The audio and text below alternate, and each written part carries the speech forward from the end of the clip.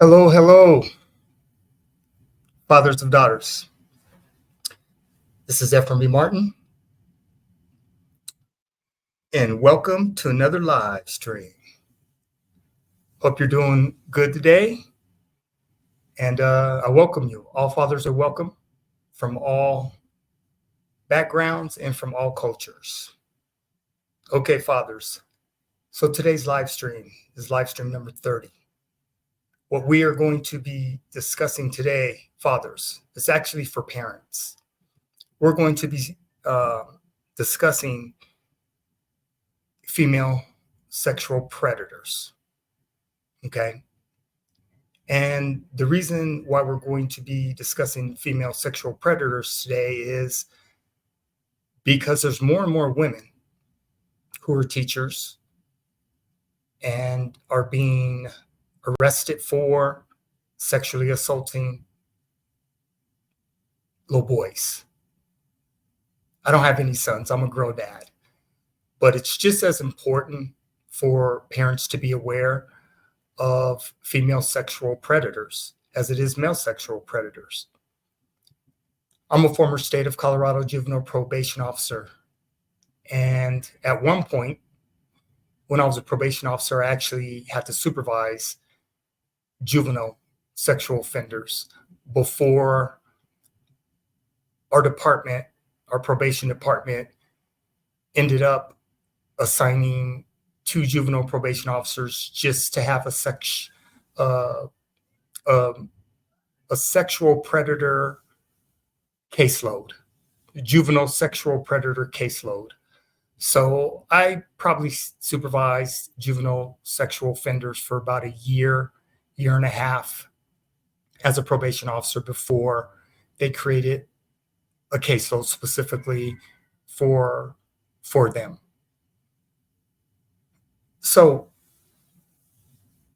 I want to discuss this, parents, and the information that I'm going to be sharing with you today is Grow Dad YouTube channel. What we do here is we're all about information and education for fathers of daughters. That's what I do. That's how I get down. And I think it's very, very important, specifically when we're talking about the criminal justice system, for parents to be aware of the potential of what could happen to their sons and their daughters in the primary grades, middle school, and high school. So that's what I decided to do as far as a live stream today. It's been on my heart actually for a while. And I just think it's important for parents to have as much information as they can to be able to make informed decisions, to be able to speak with their children, their sons and their daughters, because this happens to little boys and little girls. So I have a few videos that I want to share today with you, parents and fathers, parents. If you're watching me live today, feel free to comment. I would love to hear your feedback. And I would just love to be able to share the information. All videos are fair use videos. They are all in the description, and they're all provided by YouTube. Okay, parents? So with that being said, let's take a look at this first video of female sexual predators.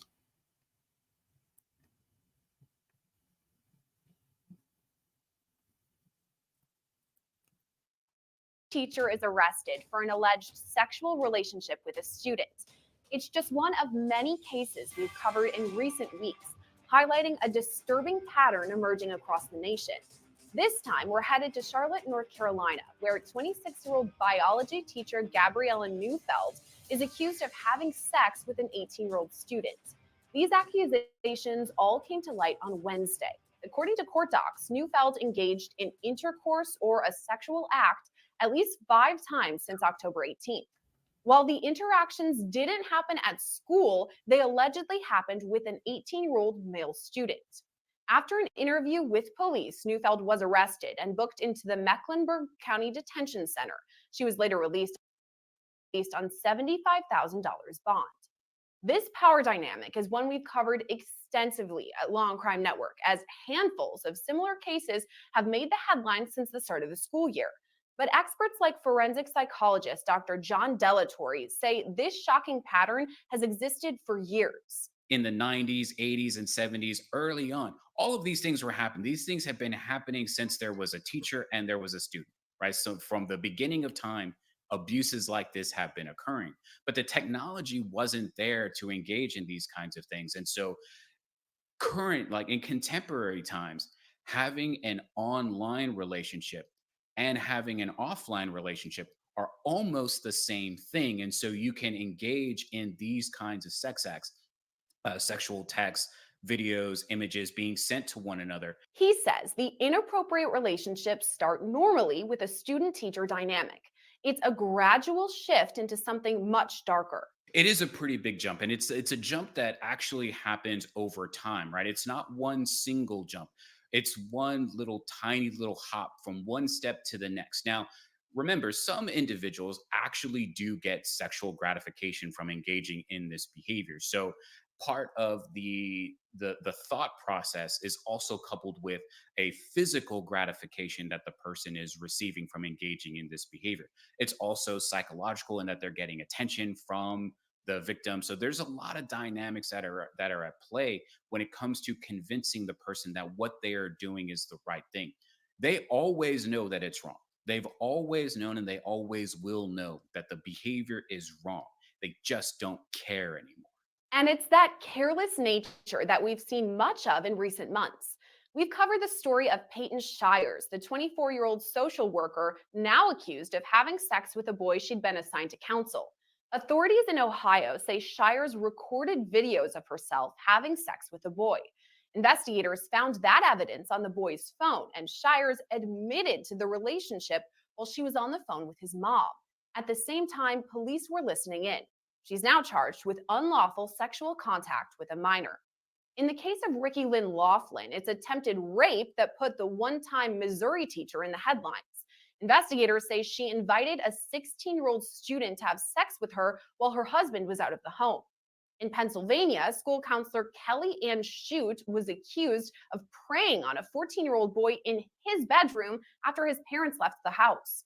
Investigators say the pair had inappropriate relations several times, including in her SUV and her home. California teacher Michelle Solis is accused of having a sexual relationship with a former student and sending explicit photos.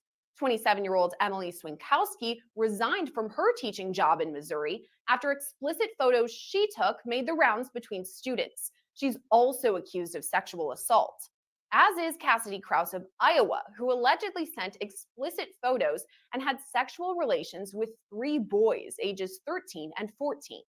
Then there's the case of Alyssa McCommon, a Tennessee teacher who's allegedly pregnant with her former student's child.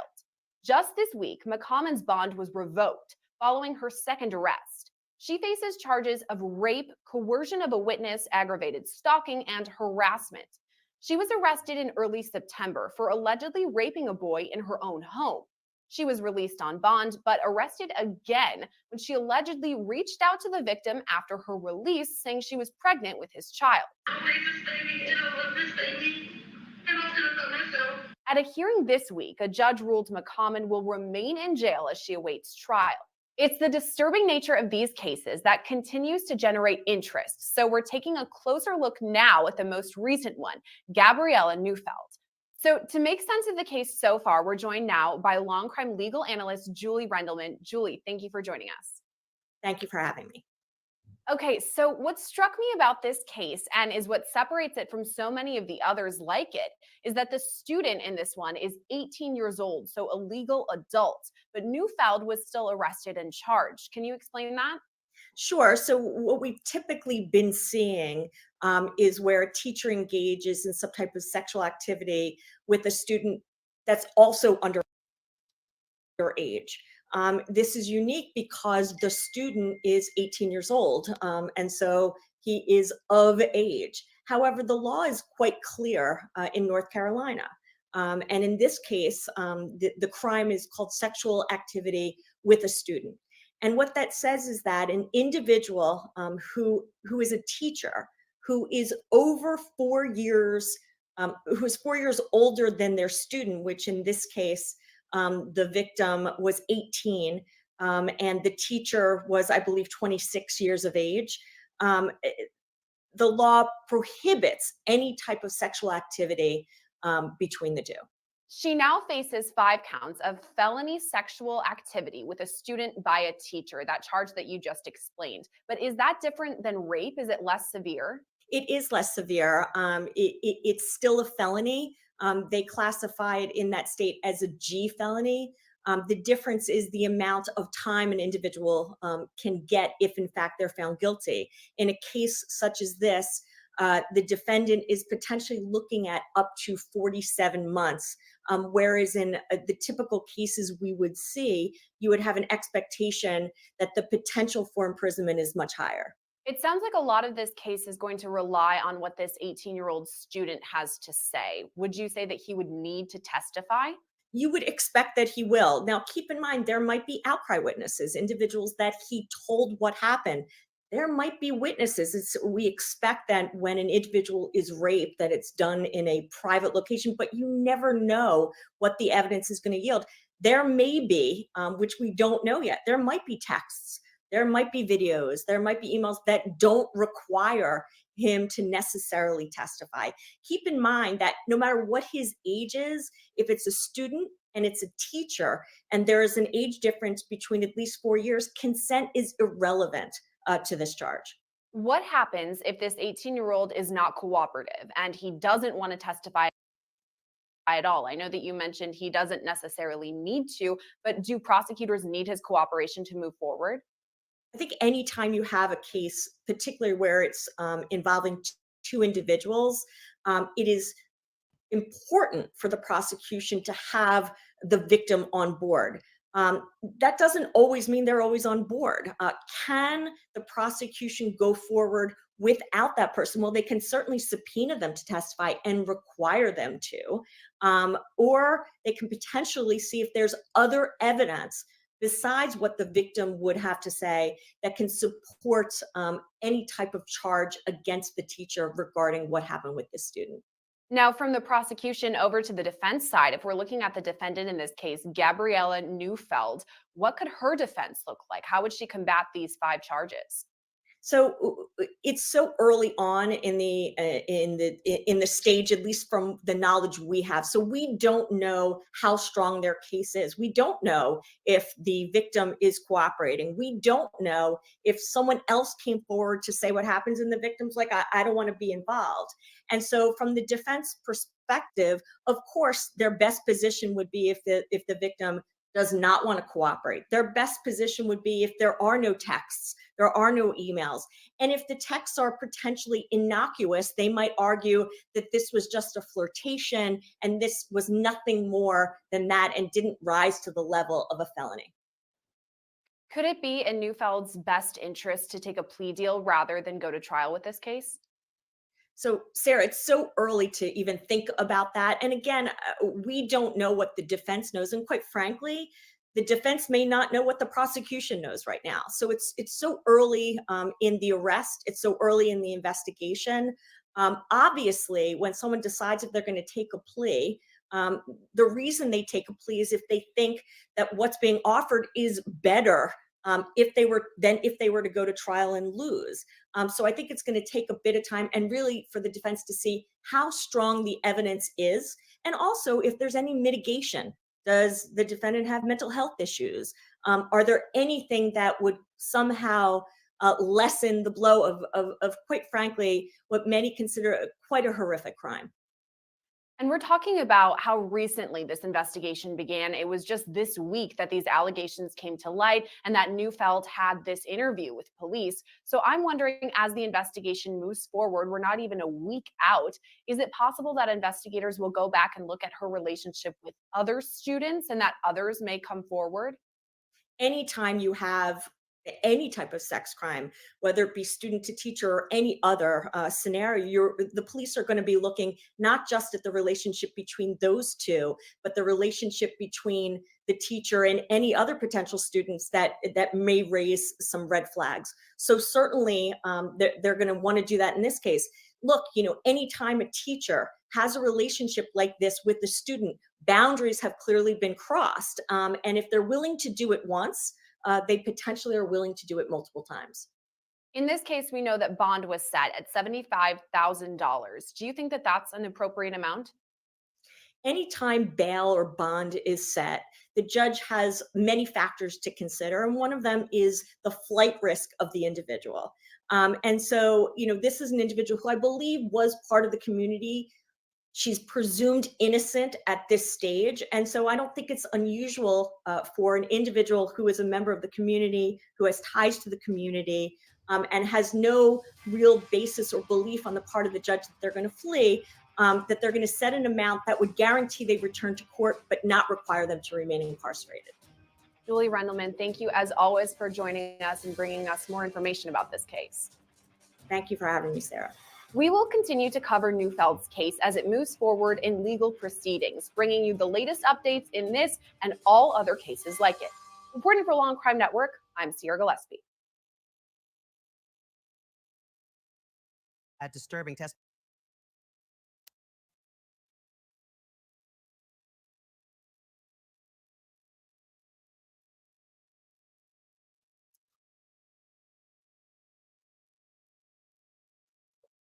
Okay, fathers.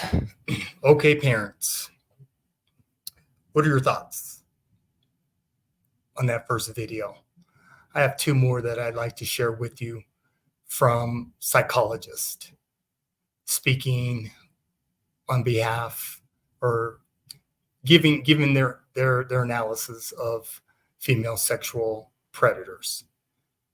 I can tell you when I was a state juvenile probation officer with the state of Colorado, when I supervised the juvenile sexual offenders for the year and a half that I supervised them, I supervised about 4 or 5, if my memory serves me correct, I want to say 5 little boys. I've never met a little girl that was a female juvenile sexual offender. I've never met any. I'm sure they're out there, but I've never met any.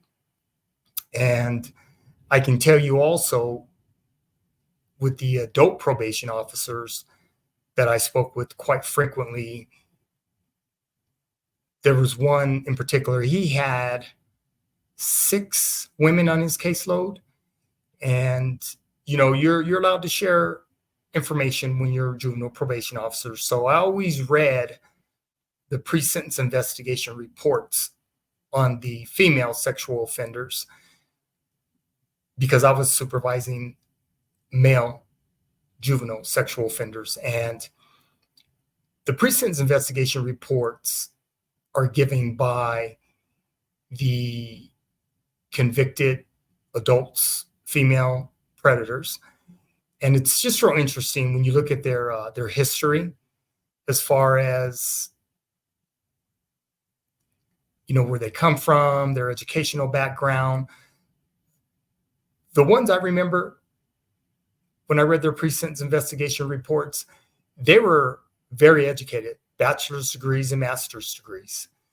I don't remember them being in other professions other than the teaching profession, which was interesting. They were all teachers. And that's how they got caught, right? So it just appears that the teaching profession is, it's very, I'm not going to say there's more female sexual predators in the teaching profession.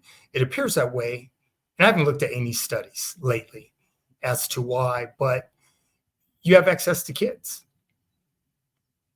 and a lot of these teachers, I mean, you're seeing them from all socioeconomic backgrounds, from all ages. Some are in their 20s, some are in their 30s, some are in their 40s. So it's something that parents, you need to be speaking with your kids about their teachers, and you need to be knowing who the teachers are at the school, and don't be leaving your kids alone with teachers at school. And there has to be a level, there always has to be a level of conviction when it comes to parents, I believe. And I had a totally different take because I was a former state juvenile probation officer. So although I was very protective of my daughters, I was very reality based with my daughters as well. And, we had sex offenders living in our community where my daughters were being raised with their mother and myself. And, a lot of people are like, well, we don't want sex offenders in our communities. Well, one thing I learned about working in the criminal justice system, it's better to know where the sex offenders are versus not knowing where they are. And if they're living in your communities, it's best that you know where they're living, right? Not to harass them or anything like that, but it's better to know who adult sex offenders are, because at least when you know where they are, they can be isolated. And that's the reality. A lot of parents don't understand that. And specifically with a lot of these sex offenders, once they serve their time through the court system, they're allowed to live in communities. They can't live by any schools and things like that, but they're allowed to live in communities that are specific according to their probation officers and their parole officers. Some are on probation, some are on parole. I can tell you, all the juvenile sex offender little boys that I supervised, each one of them had been sexually assaulted by a family friend or a family member who was close to them. So, it's crazy. That's all I can tell you. It gets crazy. And I just hope that parents are just being very diligent when it comes to their kids, because we trust. We send our kids to school. We're trusting the schools. We're trusting the school districts. We're trusting teachers. But you have to be speaking with your children as well and understanding exactly what's going on with them on a daily basis. I spoke to my daughters all the time, every day. I spent a lot of time at their elementary schools and their middle schools. In previous videos, I've said once my daughters got to high school, I fell back because they had the structure, kindergarten through 8th grade. So once they got to 9th grade, I was able to fall back, and they handled their business when they got to high school. I never had to go to high school for any of my daughters. They weren't disciplinary problems. There weren't any disciplinary issues. So parents, you just have to be paying attention. That's the most important thing in speaking with your children. This is not something to be freaking out about. You just have to be aware. And female predators, they're out there, and they're going to continue to get exposed, and they're going to continue to be arrested in the criminal justice system, and they're going to continue to be convicted. That's just what it is. So parents, I'd love to hear your feedback though. And in every video, I pretty much state, make sure you do your homework, do your research. And it's better to be informed than not to be informed. And like I said, all videos are fair use videos. They're all in the description. And feel free, parents. But you have to be on top of this, because any of our children can be subject to predators, male or female. Okay. Let me get this next video. Let's see here. Give me a second, parent. I'm getting ready to, I'm going to upload this next video here.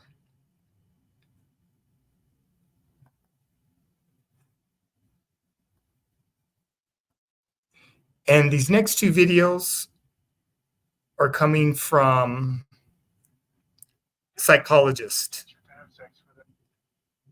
One's a male psychologist and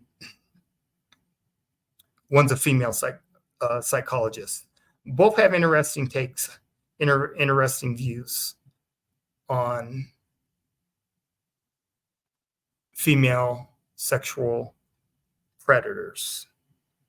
So let me get this together, y'all.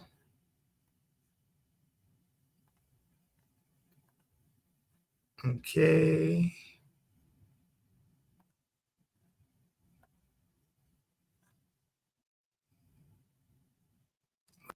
No, that's not it.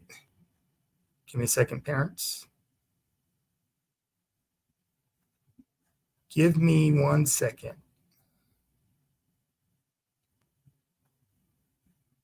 Okay, so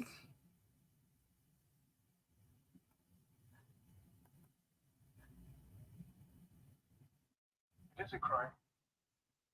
Okay. Let's see. I'm getting better at this technology. I am. Okay, there we go. That's the one I want. A teacher to have sex with a child. Here we go, parents. We're seeing more women who are being arrested for these crimes. In the past, women were not arrested. It may very well be that this has been going on for a much longer period of time, but now that we're arresting the women, we're seeing this phenomenon.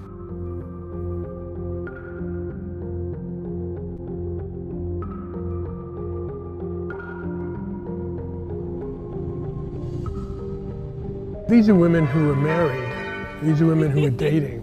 These are women who have children. These are women who may have been divorced, and they are trying to recreate something in their mind to bring them back to a childhood situation where they had their first sexual arousal and emotional arousal.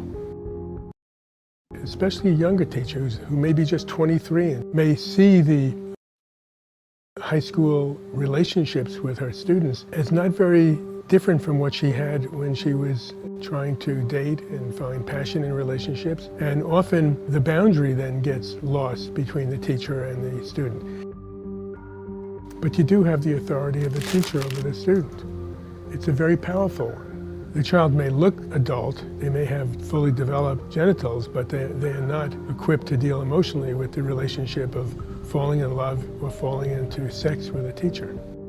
All of the teachers I have been involved with in my practice, their marriages ended. The children took sides, and people treated the teacher as a monster. Many of them get hospitalized psychiatrically or put on heavy medication.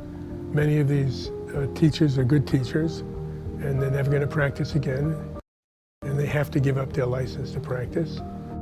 It's horrible what people can do when a lust relationship becomes associated with attachment.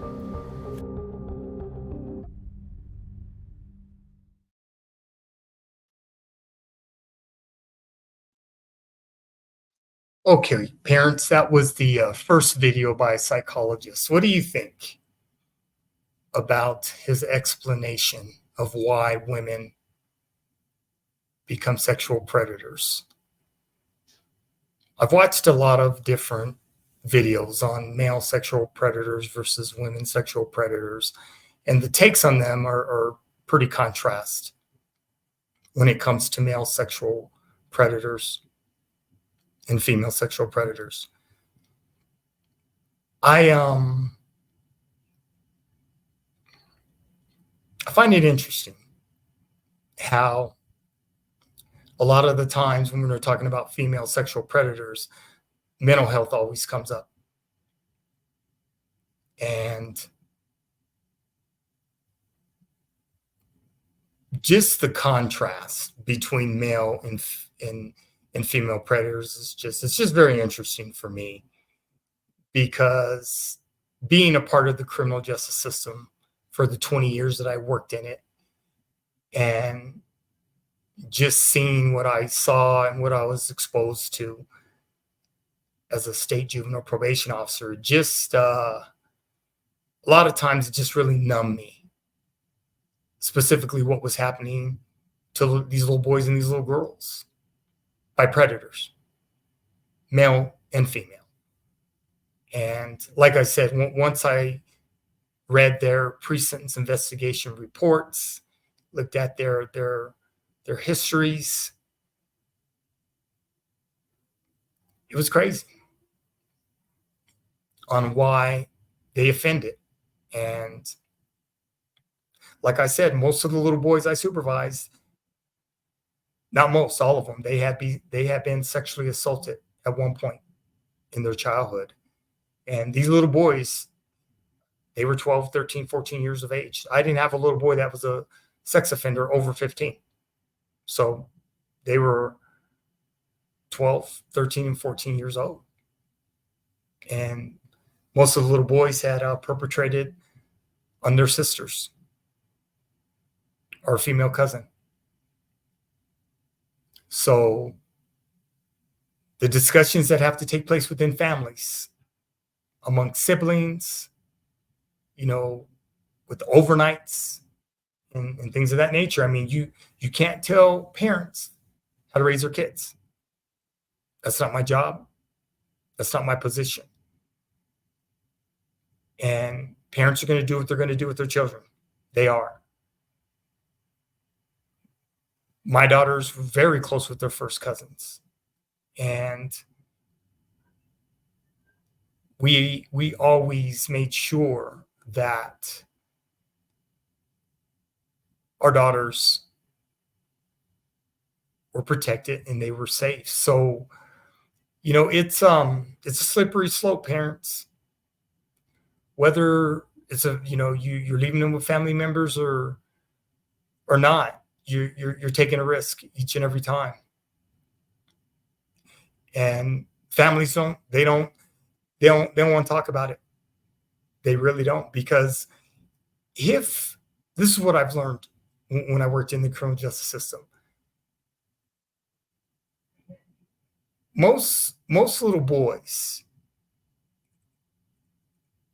when I read their pre-sentence investigation reports, there was an adult that knew when they were being sexually assaulted by a family member. Adults in the immediate family, they knew, and nothing was done, which is crazy to me. It's just absolutely crazy to me. And I just, a lot of times when I was reading these reports, I had to shake my head. So I'm like, not my kids, man. That's not gonna happen. If my kids are touched inappropriately, y'all gonna have to lock me up for real, because I'm going for the adult that did it. And then when you have children perpetrating on other kids, that's a whole different arena. Because like I said, 12, 13, 14-year-old little boys that had been perpetrated on and sexually assaulted, what do you do with that? You got to have compassion and empathy for the kid. So it's just, it's a slippery slope. And, but families, we got to have these discussions with our children. And we have to have these discussions with our family members, so everyone is aware of the risks that are involved with our children. So I encourage families to have those discussions. This is not something you can be silent on as an adult. because family secrets hurt kids. Always have, always will. Because there's an adult in the family that knows something. I can almost promise you, I can almost guarantee you, there's an adult within that family that knew, and they just didn't say anything. So, all right, let's take a look at this final video, and then we'll finish up this live stream. I appreciate your attention, and hopefully you walk away with a better understanding of what you came with today.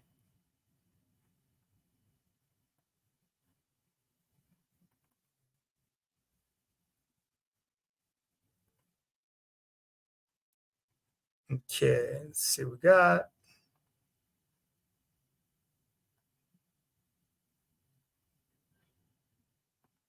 For a teacher to have sex with a... Okay, that's the wrong one. Give me a second here.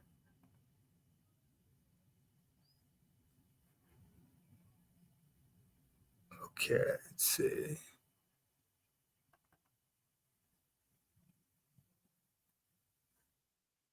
Okay, let's see where we're at.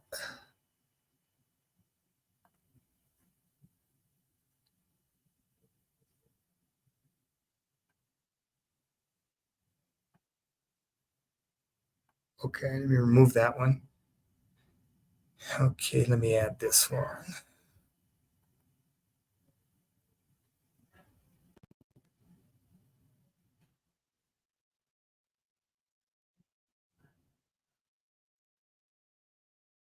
Okay, family.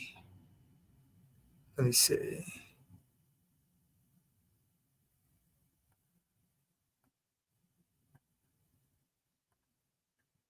Oh, no, that's not it. Let's see.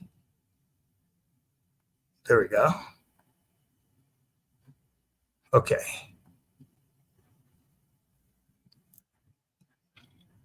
Okay, parents. Here is the next video. Let me see.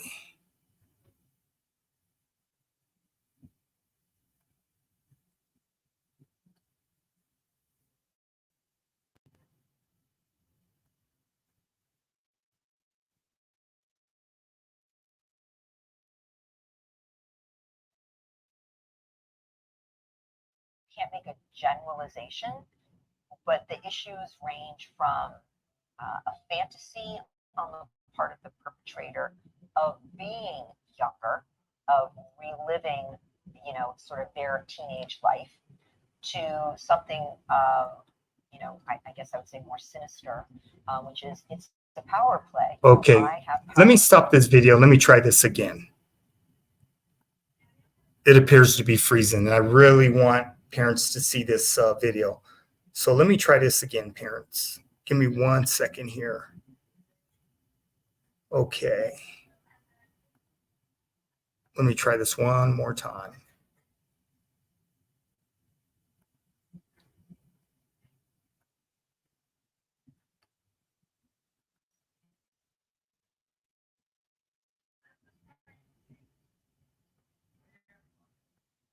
Okay, let me try this one more time, parents.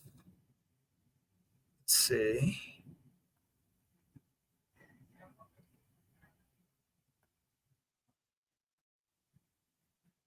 Okay.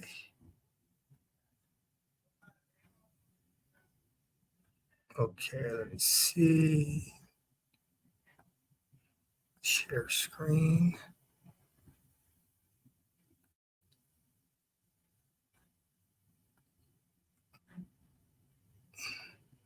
Technology, y'all.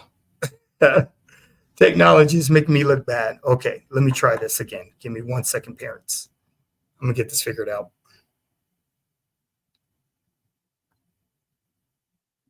Okay, that's what I wanted. Here we go.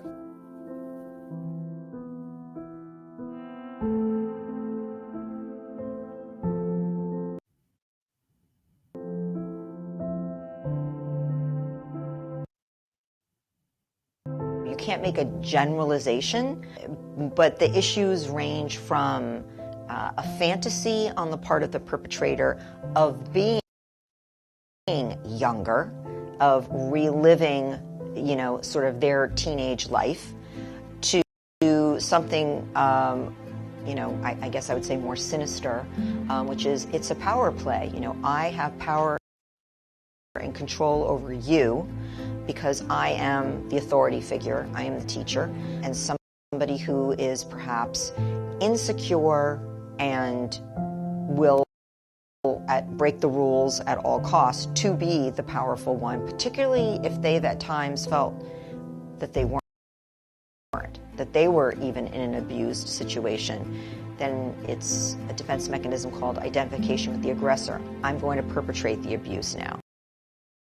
So that may be the scenario. Or it may be the preponderant urge of true pedophilia, which is, I want and feel the need to sexually be with essentially a child. I think that it's more surprising to society today, at least, still, that it is a female teacher. We tend to think of perpetrators as being the male, and more commonly, it is a male teacher. I think that while it's uncomfortable for us to imagine a woman being aggressive, being a perpetrator, being a pedophile, being a criminal, essentially, that is more uncomfortable than thinking of it as a male. That's why we react that way, but the reality is females are perpetrators at times. There's a lot of confusion about what does it mean if it's an older teenage boy and a younger female teacher, because historically, culturally, we had this double standard of, the male teenager wants to have sex and might even fantasize about his teachers, but that doesn't mean that he wants it or that in any way it would be good for him. Long-term damage, of which there will be some, really depends on the individual psyche of that child. Some people have more resilience, are more able to bounce back from something heinous. Some actually have less and are more likely to suffer issues with intimacy going forward, ability to trust, imbalance in power in relationships. They may therefore suffer from depression, from anxiety disorders, from post-traumatic stress disorder, but the majority will probably, be able to recoup. Obviously, therapy can make a huge difference.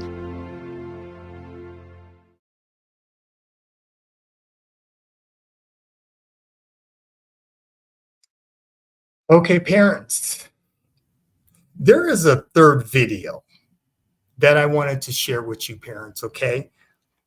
Parents, give me a second. I want to see if I can find it. It's a third video, and I thought I had downloaded it.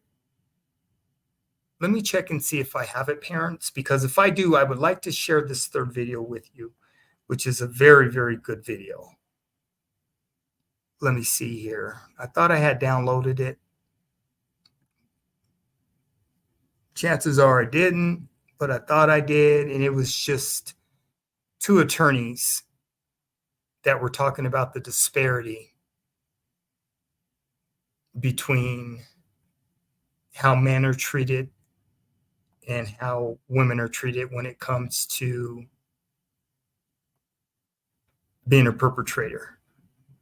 And let me just see here. I don't think that I have it, but I'm going to try. Let's see. No, I don't think that I have it. Let me see.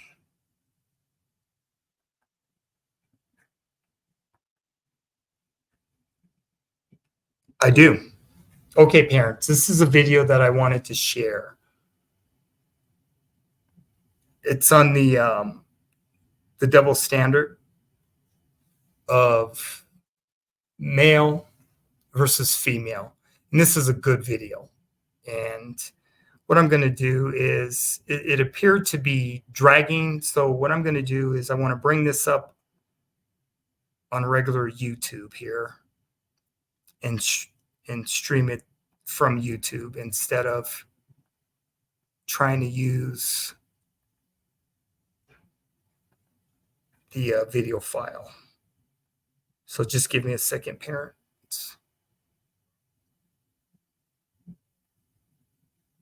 Let's see. Okay.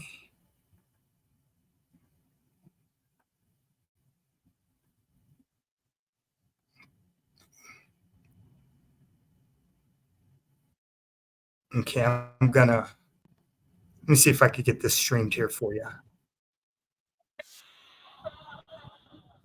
Let's see here.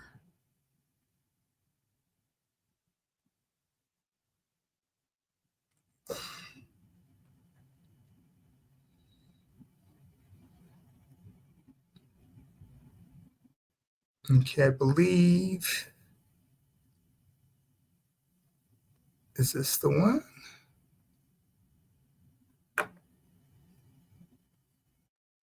Let me see. Yes. Okay, parents, I want to share this one with you. This is a great video on the double standard. Okay, so let me get this posted. Give me a second.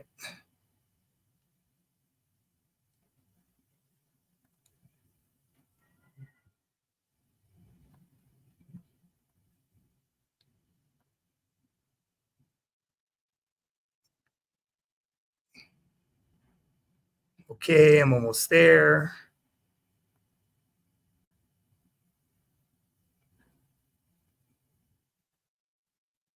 I think female teachers who have Okay, sex parents, with here we go. whatever gender students should be treated just as harshly as the male teachers. We always hear this hot for teacher thing. This is so damaging. I've represented a lot of sexual abuse survivors, male and female.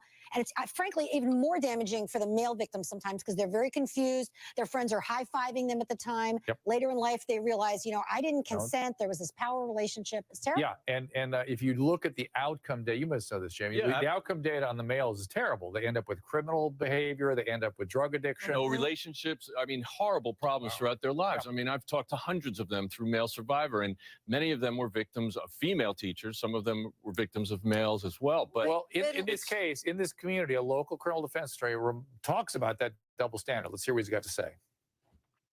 1000% female. There's a double standard in life. They are going to be looked at in a different way. I think men, in general, and also by race, frankly, are looked at differently than white females. So a white female victimizer is going to have an easier time of it? Is that what he's saying? That's shocking to me. That is what he's saying. Yeah. Well, that is what he's saying. Welcome to Florida, everybody. Yeah, right. Where's Eiglarsh when I need him? You know, what I think is that I disagree with Jim and Lisa. I think that a boy, for him, it's a badge of honor. He's going around. No, Sarah, factually, it's not true. Well, Jim, give me it's absolutely not true. I mean, but what about, the males what who were about Mary victims Kayla of, Tornell? And did you he's see married what he now, said? has Did kids. did you see what he said? He had a long history of depression and alcohol abuse as a result of what happened. He stuck with her, she stuck with him, but that doesn't mean he's happy about it. No, his case is awful.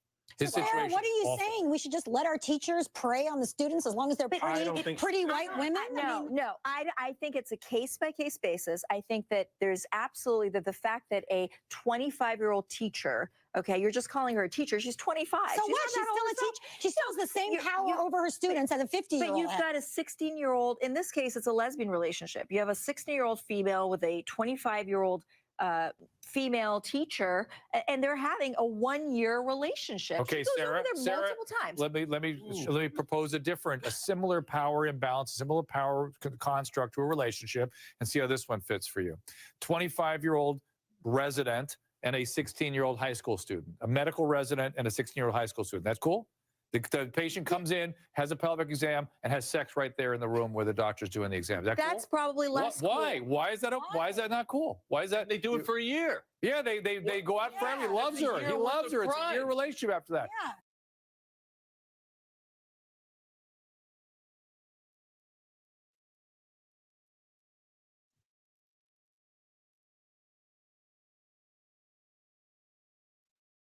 Okay, parents, I just wanted to share that last video with you because, as you could see, when you get attorneys involved in the legal system, it can go a whole different direction. But I just wanted you to see that, just to see the two different perspectives from attorneys. And, you know, race is a big part of it. Being a female is a big part of it. And it's just, for me, it's just interesting how, when it comes to men and women, I mean, there's a double standard. You can say what you want, but there's a double standard. There is a double standard, and there's no getting away from the double standard. That's what it is. So, okay, parents, I appreciate you.